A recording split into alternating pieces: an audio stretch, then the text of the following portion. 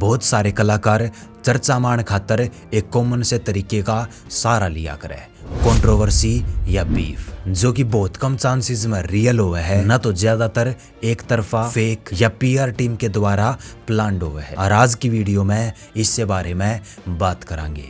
तो आजा तेरी ये बात थी। शुरुआत कुछ इस तरीके तो वह है कि एक कलाकार दूसरे कलाकार के बारे में अपने गाने में बिना उसका नाम लिए कुछ बात मारेगा, या फिर और आसान तरीका मानना तो स्टोरी लगा देगा, या फिर एक पॉडकास्ट करेगा जिसमें पूरा सोच विचार करके उस कलाकार के बारे में बिना उसका नाम लिए कुछ बात होगी। और कई बार तो जो सवाल पूछे जावे है वे भी प्लान करे हुए है, और जो उनका जवाब देना है वो भी प्लान हो, मतलब सब कुछ स्क्रिप्टेड हुआ है। क्योंकि उसमें कलाकार ने कंट्रोवर्सी करनी है तो उसका ही फायदा, और पॉडकास्ट वाले का व्यूज आओगे तो उसका भी फायदा। और जिन बातों पे किसी का ध्यान ना जावे तो फिर उस कलाकार की पीआर टीम के द्वारा न्यूज या रिएक्शन चैनल तय कांटेक्ट कराया जावे है, और फिर उसके बाद यह चीज हाईलाइट करवाई जावे है। अपना कलाकार उसमें पॉजिटिव दिखाया जावे है और न्यू बताया जावे कि इसने उस फलाने कलाकार तय जवाब दिया है क्योंकि उसने गलत कराया है। और हमने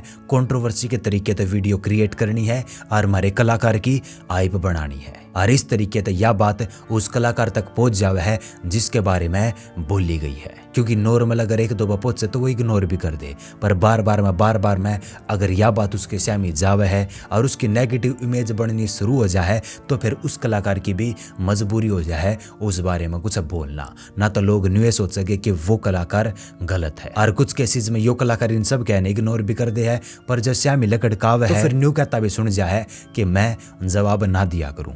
इसे गणे मन टारगेट करे है और भी कई इधर उधर की बात। और ज्यादातर केसेस में यह सारी प्लानिंग एक तरफ की हुआ है, और रियल मैटर तो कदे कदे पावे है। ज्यादातर केसेस में यो सब कुछ फेम खातर हुआ है और मार्केट वाण खातर और अपने चर्चे करवाण खातर हुआ है। और जब दूसरे कलाकार की टीम ने कंट्रोवर्सी करने वाले कलाकार तय कांटेक्ट कर लिया या फिर जब ये बात उल्टी पड़ गई तो फिर यो कलाकार एकदम तय बाता ने बदल जावे है। क्या हमने इस फलाने कलाकार के बारे में तो कुछ भी ऐसा ना कहा, ये तो किसी और के बारे में थी, या फिर ये तो नॉर्मल बात थी, इन जनरल बात थी, ये तो चैनल वाला ने और न्यूज वाला ने बना दी। और ये ब्लेम लागन लागे कि तुम फेम खातर कंट्रोवर्सी करो हो तो फिर वो न्यू कह देगा कि हमारा काम बढ़िया चल रहा है, हमने किसी तक जवाब देकर या कंट्रोवर्सी करके फेम लेने की जरूरत को नहीं, हमने तो बस सच बताया है। और इससे कारण गाने में डायरेक्ट नाम लेकर रिप्लाई देने की बजाय इनडायरेक्ट रिप्लाई और सबलिमिनल डिसीज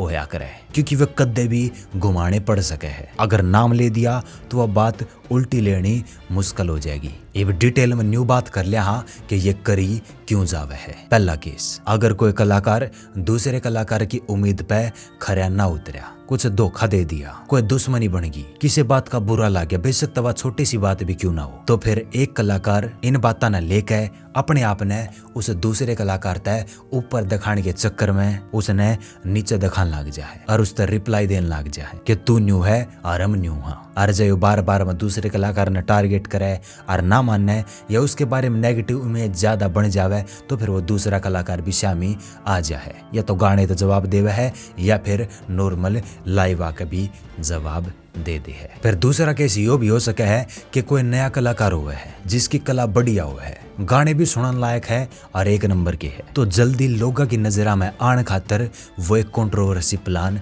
कर लिए है। और जिस कलाकार की बढ़िया हाइप हुआ है वो फिर उस कलाकार ने टारगेट कर ली है, जिस तो उस बड़े कलाकार के फैंस तक इसका गाना पहुंच जा है। और अगर कला बढ़िया होगी और कर्म बढ़िया होगे तो हो सके है इसका गाना फैलना शुरू भी हो जावे। और इस केस में गाने में एक या दो लाइन टारगेट करी जावे है जिस तक बाकी का गाना भी सुनाया जा सके और लोगों को दिखाया जा सके कि मेरी कला इसी है। हर जय चीज उल्टी पड़गी और गाने की क्वालिटी थोड़ी भी कम रहेगी तो फिर इस कलाकार का फेम का भूखा के टैग भी लाग सके है और रेट भी मिल सके है। और जो उस बड़े कलाकार के कुछ एटर है तो फिर हो सके भी सारे एटर इसके फैंस में कन्वर्ट हो जावे। फॉर एग्जाम्पल मान लो एक कलाकार है एन, एक कलाकार है डी, और एन और डी में आपस में बीफ है और एक नया कलाकार लकड़का हुआ है जो कि डी ने डिस कर दे है। तो फिर एन के जो फैंस है वे भी इस नए कलाकार की सपोर्ट में आ जाएंगे और इसका काम बढ़िया होगा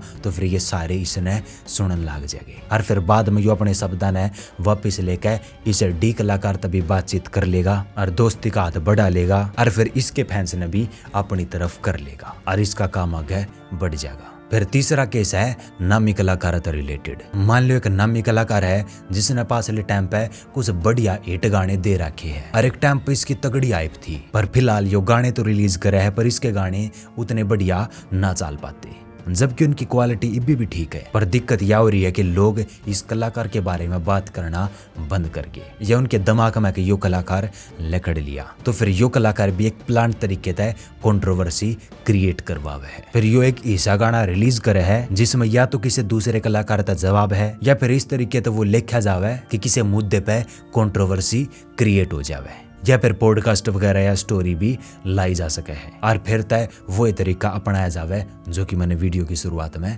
बताया था। और फिर ये चीज थोड़ी बूस्ट करी जावे है और फिर इस कलाकार के बारे में बात होनी शुरू हो जाए और यो इस कलाकार का और PR टीम का मकसद था। और फिर इसके बाद फिर तय लोगों के मुंह इस कलाकार के बारे में बातचीत शुरू हो जाएगी, उसका जिक्र शुरू हो जाएगा और उसके गाने सुनने लोग फिर तय शुरू कर देंगे। और गाने तो बढ़िया थे, बस वे लोगों तक पहुंचाने थे, मतलब कंट्रोवर्सी करके लोगों का ध्यान अपनी तरफ डाइवर्ट करवाया जा सके है। और फिर लास्ट में अगर ये चीज कंट्रोल तक बाहर हो जाए या फिर इनकी जरूरत पूरी हो जाए, फिर कुछ ये बात सुनने में लिया करे कि कलाकारों के बीच में थोड़ी मिसअंडरस्टैंडिंग होगी थी, अब सब कुछ सॉर्टेड है, इनका मैटर सोल्व हो लिया और इनकी आपस में बढ़िया बातचीत है, ये फालतू की कंट्रोवर्सी मत बनाओ। इनकी तो घर तक बढ़िया आवाज आई है और मनीष के बारे में तो कदे बात करिए ना थी, तो न्यू करके ऑडियंस का बढ़िया तरीके का फायदा ठा लिया जावे है। बस आज खातर इतनी बात बहुत है। राम राम।